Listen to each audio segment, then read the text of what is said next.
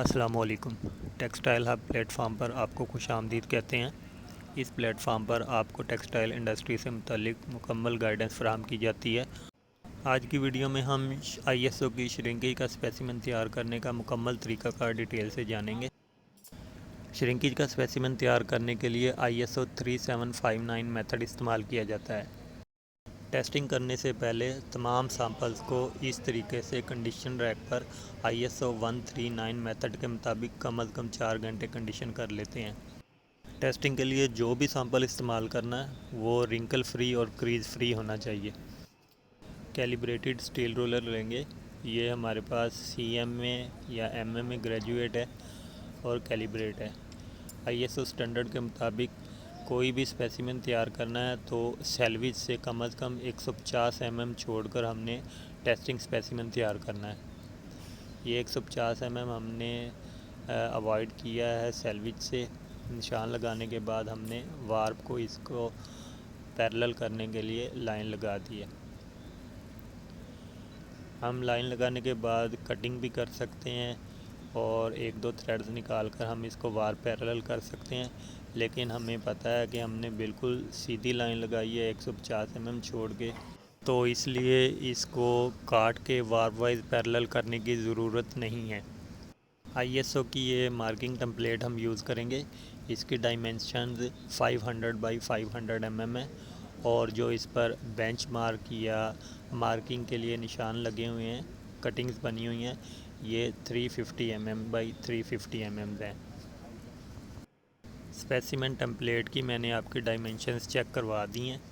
अब हम इसको वार्प जो लाइन लगाई थी उसके पैरेलल सेट कर लेंगे और इसके सराउंडिंग्स में मार्किंग कर देंगे पेंसिल की मदद से। मार्किंग और कटिंग करते हुए आपने ये ख्याल रखना है कि एज पर ये जो कॉर्नर में गुलाई बनी हुई है टेम्पलेट पर, इस तरीके से आपने स्पेसिमेन की गुलाई नहीं बनानी। इसके जो एजेस या कॉर्नर है बिल्कुल कॉर्नर बनने चाहिए। इस तरह के गुलाई में कॉर्नर ना बने, बिल्कुल शार्प कॉर्नर बनने चाहिए 90 डिग्री एंगल के। कटिंग से पहले आपने वार्प डायरेक्शन को मेंशन ज़रूर कर देना है ताकि आपको बाद में कन्फ्यूजन ना हो कि वार्प किस डायरेक्शन में थी। मार्क करने के बाद स्पेसिमेन को शार्प सीज़र की मदद से काट लेंगे।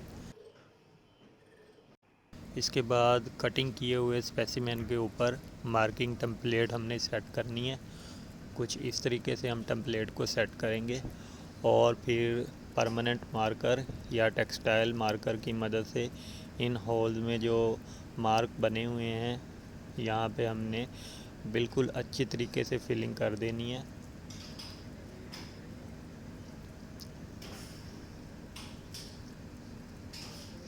स्पेसिमेन मार्क होकर कुछ इस तरीके से नज़र आएगा। मैं आपको चेक करवा देता हूँ। यहाँ पे 3 पेयर्स वार्प डायरेक्शन में और 3 पेयर्स लेफ़्ट डायरेक्शन में आपको मार्किंग नज़र आ रही है।